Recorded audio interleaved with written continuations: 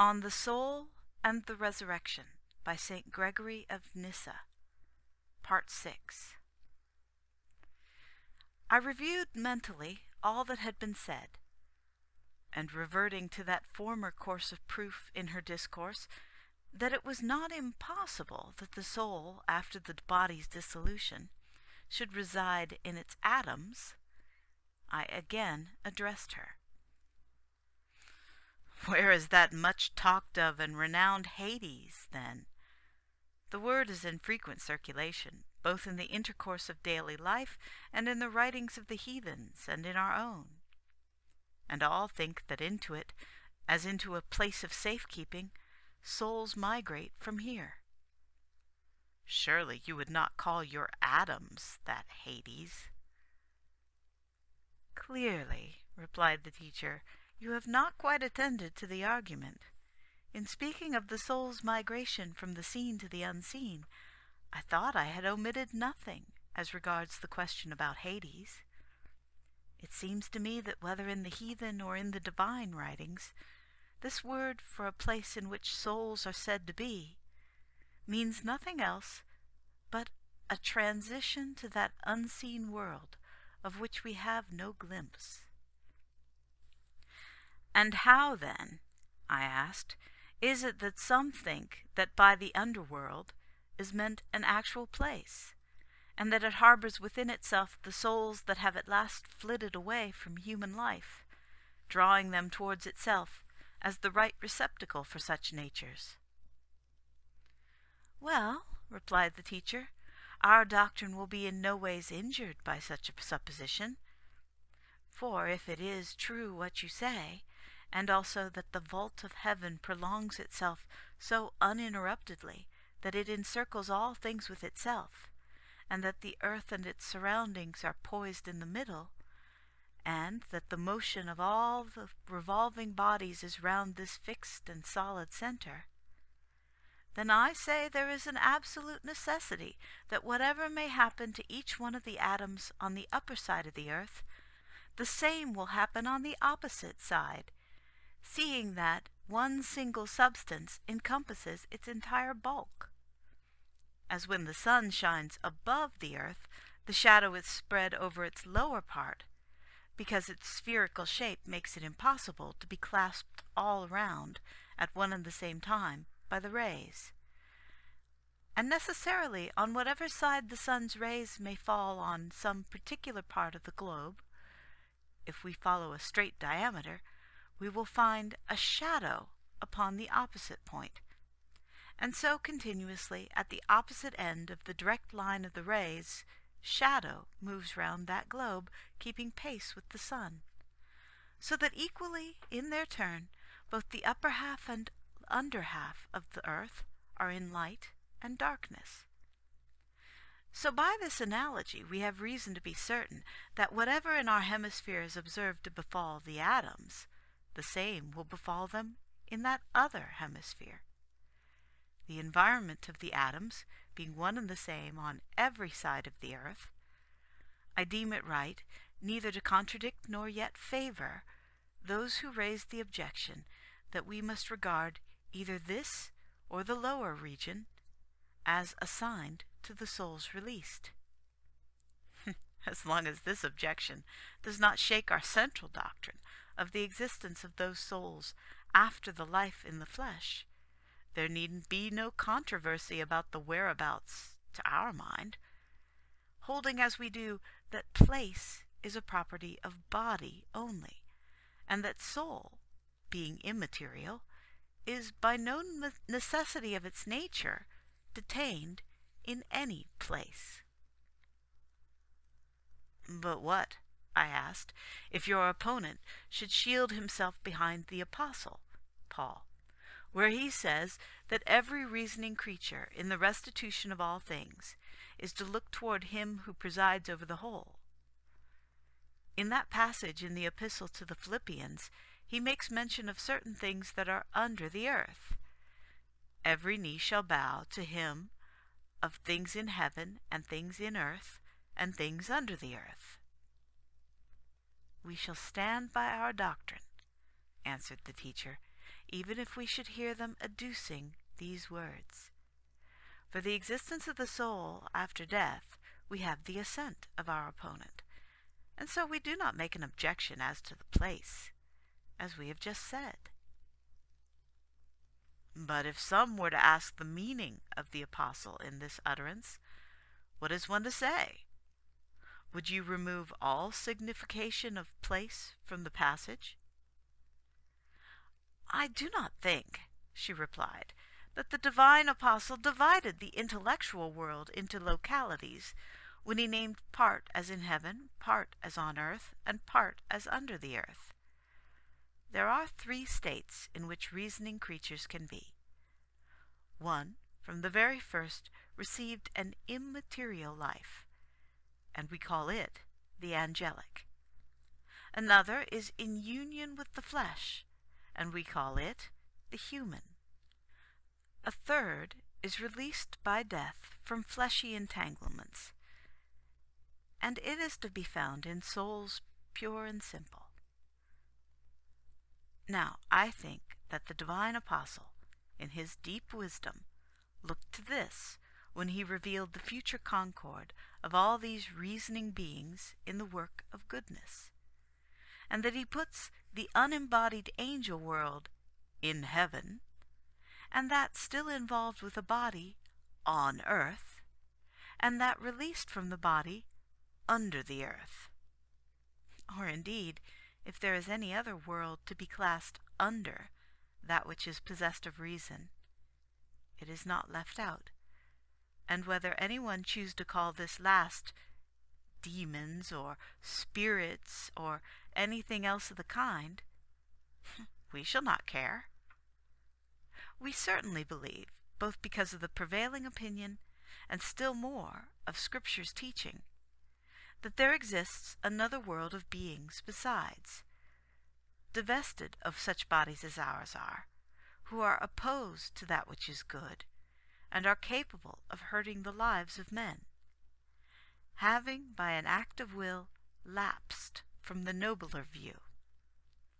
and by this revolt from goodness personified in themselves the contrary principle. And this world is what some say the apostle adds to the number of the things under the earth, signifying in that passage that when evil shall have been some day annihilated in the long revolutions of the ages, nothing shall be left outside the world of goodness, but that even from those evil spirits shall rise in harmony the confession of Christ's lordship. If this is so, then no one can compel us to see any spot of the underworld in the expression things under the earth. The atmosphere spreads equally over every part of the earth, and there is not a single corner of it left unrobed by this circumambient air. When she had finished, I hesitated a moment, and then said, I am not yet satisfied about the thing which we have been inquiring into. After all that has been said, my mind is still in doubt, and I beg that our discussion may be allowed to revert to the same line of reasoning as before, omitting only that upon which we are thoroughly agreed. I say this, for I think that all but the most stubborn controversialists will have been sufficiently convinced by our debate not to consign the soul, after the body's dissolution, to annihilation and non-entity, nor to argue that because it differs substantially from the atoms, it is impossible for it to exist anywhere in the universe. For however much a being that is intellectual and immaterial may fail to coincide with these atoms, it is in no way hindered, so far, from existing in them. And this belief of ours rests on 2 facts. Firstly, on the souls existing in our bodies in this present life, though fundamentally different from them. And secondly, on the fact that the divine being, as our argument has shown, though distinctly something other than visible and material substances, nevertheless pervades each one among all existences, and by this penetration of the whole keeps the world in a state of being. So that following these analogies, we need not think that the soul either is out of existence when she passes from the world of forms to the unseen. But how, I insisted, after the united whole of the atoms has assumed, owing to their mixing together, a form quite different, the form, in fact, with which the soul has been actually domesticated, by what mark, when this form, as we should have expected, is effaced along with the resolution of the atoms, shall the soul follow along them, now that the familiar form ceases to persist? She waited a moment, and then said, "Give me leave to invent a fanciful simile in order to illustrate the matter before us, even though that which I suppose may be outside the realm of possibility. Grant it possible, then, in the art of painting, not only to mix opposite colors, as painters are always doing, to represent a particular tint, but also to separate again this same mixture and restore to each of the colors its natural dye. If, then, white or black or red or golden color or any other color that has been mixed to form the given tint were to be again separated from that union with another and remain by itself, we suppose that our artist will none the less remember the actual nature of that color, and that in no case will he show forgetfulness, either of the red, for instance, or the black, if, after having become quite a different color by composition with each other, they each return to their natural dye. We suppose, I say, that our artist remembers the manner of the mutual blending of these colors, and so knows what sort of color was mixed with a given color, and what sort of color was the result, and how, the other color being ejected from the composition, the original color, in consequence of such release, resumed its own peculiar hue. And supposing it were required to produce the same result again by composition, the process will be all the easier from having been already practiced in his previous work. Now, if reason can see any analogy in this simile, we must search the matter in hand by its light. Let the soul stand for this art of the painter, and let the natural atoms stand for the colors of his art, and let the mixture of that tint compounded of the various dyes, and the return of these to their native state, which we have been allowed to assume, represent, respectively, the concourse and the separation of the atoms. Then, as we assume in the simile that the painter's art tells him the actual dye of each color, when it has returned after mixing to its proper hue, so that he has an exact knowledge of the red and of the black, and of any other color that went to form the required tint by a specific way of uniting with another kind, a knowledge which includes its appearance both in the mixture and now when it is in its natural state, and in the future again,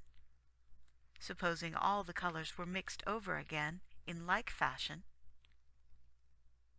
So, we assert, does the soul know the natural peculiarities of those atoms whose concourse makes the frame of the body in which it has itself grown, even after the scattering of those atoms. However far from each other their natural propensity and their inherent forces of repulsion urge them, and debar each from mingling with its opposite, none the less will the soul be near each by its power of recognition, and will persistently cling to the familiar atoms until their concourse after this division again takes place in the same way, for that fresh formation of the dissolved body, which will properly be and be called resurrection. You seem, I interrupted, in this passing remark to have made an excellent defense of the faith in the resurrection.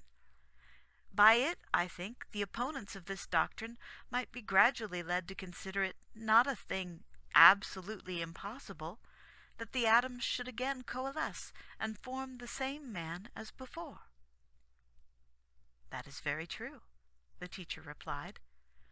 for we may hear these opponents urging the following difficulty. The atoms are resolved like to like into the universe. By what device, then, does the warmth, for instance, residing in such and such a man, after joining the universal warmth, again dissociate itself from this connection with its kindred, so as to form this man who is being remoulded? For if the identical individual particle does not return, and only something that is homogeneous but not identical is fetched, you will have something else in the place of that first thing, and such a process will cease to be a resurrection, and will merely be the creation of a new man. But if the same man is to return into himself, he must be the same entirely, and regain his original formation in every single atom of the elements. Then to meet such an objection, I rejoined, the above opinion about the soul will, as I said, avail,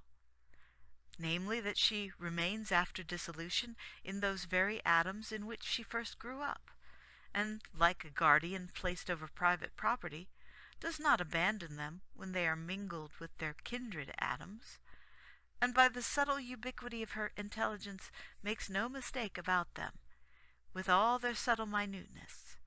but diffuses herself along with those which belong to herself when they are being mingled with their kindred dust,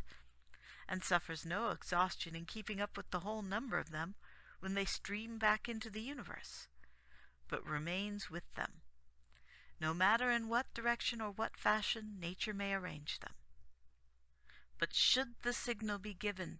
by the all-disposing power for these scattered atoms to combine again, then just as when every one of the various ropes that hang from one block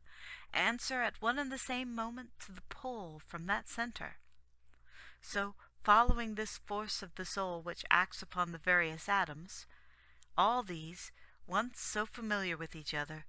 rush simultaneously together and form the cable of the body by means of the soul, each single one of them being wedded to its former neighbor and embracing an old acquaintance. The following illustration also, the teacher went on, might be very properly added to those already brought forward, to show that the soul has not need of much teaching in order to distinguish its own from the alien among the atoms. Imagine a potter with a supply of clay, and let the supply be a large one, and let part of it already have been molded to form finished vessels, while the rest is still waiting to be molded. And suppose the vessels themselves not to be all of similar shape, but one to be a jug, for instance, and another a wine jar, another a plate, another a cup, or any other useful vessel. And further, let not one owner possess them all, but let us fancy for each a special owner. Now, as long as these vessels are unbroken, they are, of course, recognizable by their owners, and none the less so, even should they be broken in pieces. For from those pieces each will know, for instance, that this belongs to a jar, and again, what sort of fragment belongs to a cup. And if they are plunged again into the unworked clay, the discernment between what has been already worked and that clay will be a more unerring one still. The individual man is as such a vessel. He has been molded out of the universal matter owing to the concourse of his atoms, and he exhibits in a form peculiarly his own a marked distinction from his kind. And when that form has gone to pieces, the soul that has been mistress of this particular vessel will have an exact knowledge of it, derived even from its fragments. Nor will she leave this property either in the common blending with all the other fragments. Or, if it be plunged into the still formless part of the matter from which the atoms have come, she always remembers her own as it was when compact in bodily form, and after dissolution she never makes any mistake about it, led by marks still clinging to the remains. I applauded this as well devised to bring out the natural features of the case before us. End of Part 6 of On the Soul and the Resurrection.